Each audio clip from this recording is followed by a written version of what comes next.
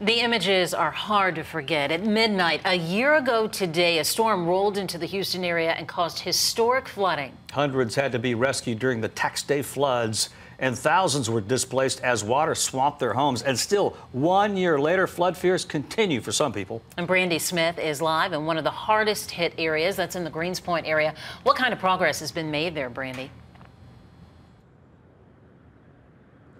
Here at Arbor Court, Mia, a lot of progress has been made. But a year ago, a lot of people back home were watching what was unfolding here from this vantage point, the overpass on Greens Road. That's where KHOU broadcast live for hours. Down here, water was about waist high deeper in some spots after that storm just dumped inches of rain in a few hours. And a year later, we wanted to find out what is being done to make sure it doesn't get that bad again.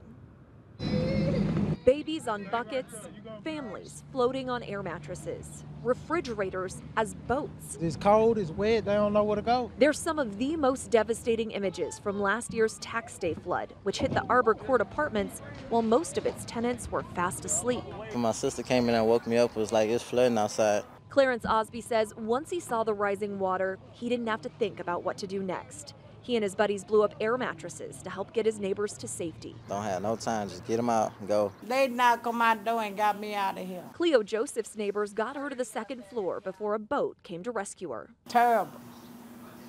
Yeah, terrible. I was scared. A 19-year resident here, she says it's flooded several times. They need to do something with that bayou. And it was from this that they made recommendations. Like Cleo, Robert Federline with the North Houston District wants to figure out how to minimize flood damage. So the district hired an engineering firm to study the area. They've finished that study and made some recommendations for infrastructure improvements in the area, including providing local detention and building new stormwater infrastructure in the major roads. Those detention ponds would be a similar version of this one, which is being built by the Harris County Flood Control District. Those should be completed in 2018, and those do provide benefit to the area for flooding. Neighbors like Cleo hope something will change so they don't have to live through another disaster like last year.